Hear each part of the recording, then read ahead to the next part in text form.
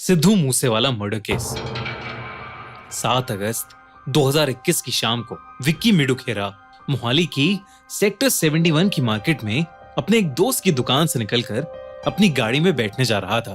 तभी एकदम से उसे एक गोली आकर लगी और उसने देखा कि 2 लोग उसकी तरफ भागते हुए आ रहे हैं और उस पर लगातार गोलियां चला रहे हैं।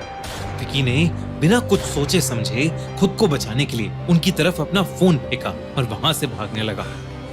तभी उसको एक और गोली आकर लगी, पर विकी भागता गया। घायल विकी भागता जा रहा था, पर पीछे से उस पर गोलियां चलनी बंद ही नहीं हो रही थीं।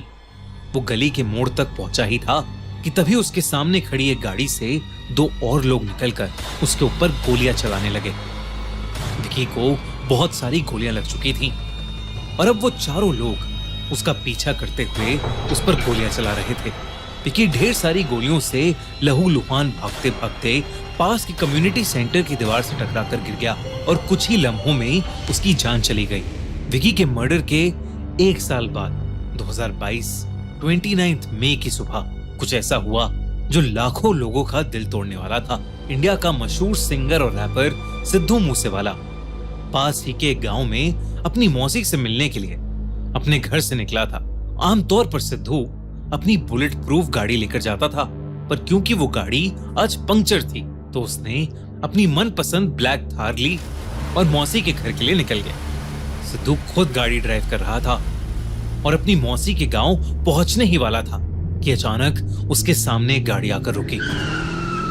सिद्धू ने उस गाड़ी वाले को अपनी गाड़ी उसके सामने से हटाने के लिए कहा, पर तभी उस गाड़ी में से ढेर सारे लोग बंदूक लेकर निकले, जिन्होंने सिद्धू पर सीधा गोलियां चलानी शुरू कर दी। सिद्धू ने अपने सेल्फ डिफेंस में उन पर अपनी गन से शूट भी किया, पर इससे पहले कि शूटर्स को गोली लगती वो लोग सिद्धू की जान ले चुके थे।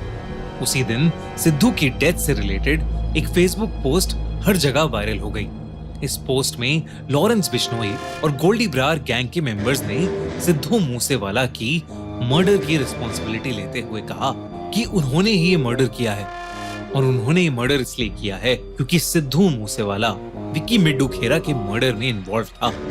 लेकिन इंटरनेट पर इस वीडियो के साथ साथ सिद्धू के फैंस की उनको याद करते हुए इतनी सारी वीडियोस वायरल हो रही थीं जो कोई सोच भी नहीं सकता। यही नहीं, जब सिद्धू मूसेवाला की आखिरी यात्रा निकली तो उसमें लाखों लोगों के साथ कई म्यूजिशियंस भी शामिल हुए। आप में से कई लोग शायद ये सोच रहे होंगे कि सिद्धू मूसेवाला के आखिरी सफर में इतने लोग जमा क्यों थे और क्यों उसकी मौत ने पूरी म्यूजिक इंडस्ट्री को हिला दिया था। यार मैंने अभी नई कार ली है। वाह यार, ये कैसे किया तूने? बिनोमो पर ट्रेड करके। बिनोमो एक रिलायबल ट्रेडिंग प्लेटफॉर्म है जिसमें मैं रेगुलरली इन्वेस्ट करता हूँ और यहाँ से मैंने काफी अच्छे प्रॉफिट कमाए हैं। मैं तुझे दिखाता हूँ ये कैसे काम करता है। क्या मैं यूपीआई से डिपॉजिट कर सकता हूँ? बिल्कुल, बिनोमो ऑफर करता है मल्टीपल डिपॉजिट मेथड जैसे यूपीआई, कार्ड, वॉलेट। पहले बिनोमो ऐप पर मनी डिपॉजिट करो और यहाँ हमने 4000 डिपॉजिट कर दिए। बिनोमो आपको 2 अकाउंट देता है, एक रियल और एक डेमो। मैं रियल अकाउंट पर स्विच करके एक ट्रेड दिखाता हूँ। मैंने 1600 रुपीज का ट्रेड स्टार्ट किया है और अब यहाँ पर 2200 रुपए का प्रॉफिट गेन कर लिया है। अरे वाह, इतना प्रॉफिट! यही नहीं, तू बिनोमो पर अपने फ्रेंड्स को इनवाइट करके भी रेफरल प्रोग्राम से पैसे कमा सकता है। भाई मुझे रेफरल लिंक देना। ये ले, लेकिन याद रखना ट्रेडिंग रिस्क के साथ आता है, तो हमेशा सोच समझ के ही इन्वेस्ट करना। और हाँ, हैप्पी होली। शुभदीप सिंह सिद्धू उर्फ सिद्धू मूसेवाला पंजाब के मनसा डिस्ट्रिक्ट के मूसा गांव में बलकर सिंह और चरण कौर के घर में 11 जून 1993 को पैदा हुआ था। सिद्धू को बचपन से ही म्यूजिक बहुत पसंद था और 6th ग्रेड में जब सिद्धू की जिंदगी में हिप हॉप आया तो उसकी जिंदगी हमेशा हमेशा के लिए बदल गई। उस दिन के बाद से सिद्धू दिन रात बस हिप हॉप के गाने सुनता और परफॉर्म करता। अपने पेरेंट्स के कहने पर सिद्धू आगे की पढ़ाई के लिए कनाडा चला गया, जहां उसने 2017 में एज अ सिंगर अपना पहला गाना जी वैगन रिलीज किया, जो एक बहुत बड़ा सुपरहिट हो गया। जिसके बाद वो एक के बाद एक कई सुपरहिट गाने बनाने लगा। 2017 से 2022 तक सिद्धू मूसेवाला दुनिया के सबसे चहीते सिंगर्स में से एक बन गया था। बड़े बड़े हिप हॉप आर्टिस्ट भी सिद्धू के फैन बन चुके थे। साथ ही साथ सिद्धू ने एक एक्टर की तरह भी कई फिल्म्स करना शुरू कर दिया और कांग्रेस के लिए अपने गांव से इलेक्शंस भी लड़े। अब आप सोच रहे होंगे कि सिद्धू मूसेवाला जो इतना पॉपुलर सिंगर था, उसको बिश्नोई गैंग ने क्यों मारा। दरअसल जैसे जैसे सिद्धू पॉपुलर होता जा रहा था, वैसे वैसे उसके अराउंड कंट्रोवर्सीज बढ़ती जा रही थी। साथ ही साथ उसके दुश्मन भी बढ़ते जा रहे थे। उसके सॉन्ग्स के लिरिक्स अक्सर कंट्रोवर्सी में रहते थे, क्योंकि कुछ लोगों के हिसाब से वो अपने सॉन्ग्स के जरिए गन कल्चर और सेपरेटिस्ट सेंटिमेंट्स को प्रमोट करता था। इसके अलावा जब उसने पॉलिटिक्स में हिस्सा लेना शुरू किया, तब उसकी दुश्मनी और बढ़ती गई। सिद्धू के पिता ने उसकी मौत के बाद ये भी बताया कि कैसे सिद्धू के पॉपुलर होने के बाद उन्हें और उनके पूरे परिवार को रोज कई गैंगस्टर्स डेथ थ्रेट्स देने के लिए और एक्सटॉर्शन के लिए ढेर सारे कॉल किया करते थे। वहीं 2020 में सिद्धू ने एक गाना रिलीज किया था जिसका नाम था बम्बीहा बोले, जो लॉरेंस बिश्नोई गैंग की राइवल गैंग बम्बीहा गैंग के सपोर्ट में था। कि बम्बीहा गैंग वही थी जिसने गोल्डी बरार, जो बिश्नोई बरार गैंग का लीडर था, उसके भाई गुरलाल बरार को 2021 में एक डिस्को के सामने मार डाला था। जब सिद्धू का बम्बीहा बोले गाना आया तो उस गाने से पंजाब की बाकी सारी गैंग्स के लिए क्लियर हो गया था कि सिद्धू बम्बीहा गैंग को सपोर्ट करता है। लेकिन 2021 में बम्बीहा गैंग के ही जरिए की गई विक्की मुडुखेरा के मर्डर के बाद सब कुछ बदल गया। विक्की मुडुखेरा कोई आम आदमी नहीं था। दरअसल वो अकाली दल का एक लीडर था और साथ ही साथ लॉरेंस बिश्नोई का खास आदमी था।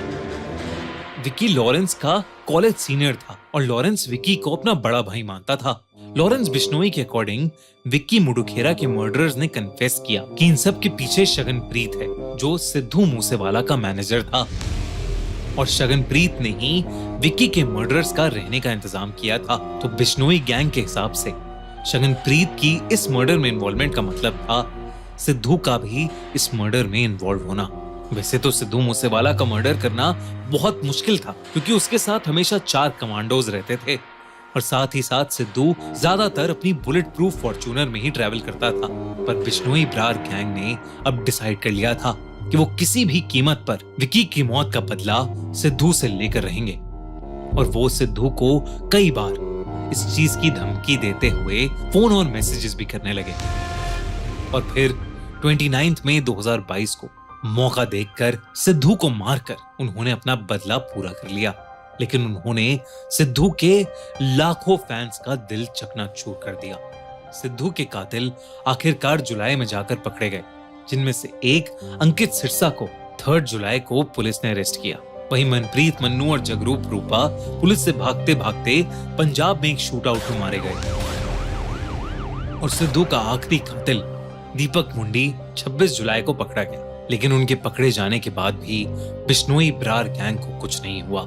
जहां गोल्डी बरार अभी भी कनाडा में आजाद घूम रहा है, वहीं लॉरेंस बिश्नोई ने सिद्धू मूसेवाला के मर्डर के बाद जेल से ही फेमस बॉलीवुड एक्टर सलमान खान पर 3 बार अटैक प्लान किए।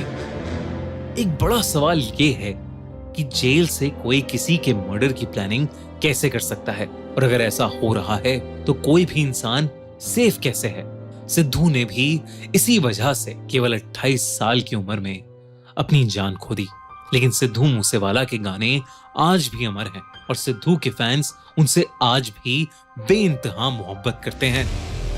हमारी ये वीडियो सिद्धू मूसेवाला को एक ट्रिब्यूट है, और अगर आप भी सिद्धू मूसेवाला के फैन हैं तो इस वीडियो को जरूर शेयर करना। दोस्तों, अब आप क्राइम शो की थ्रिलिंग क्राइम स्टोरीज सुन सकते हैं स्पॉटिफाई पर भी। बल्कि अगर आपको हमारी अगली क्राइम स्टोरी यूट्यूब से पहले सुननी है तो जल्दी से जाओ स्पॉटिफाई पर और सुनो KIIT केस की real crime story. Link in the description and pin comment.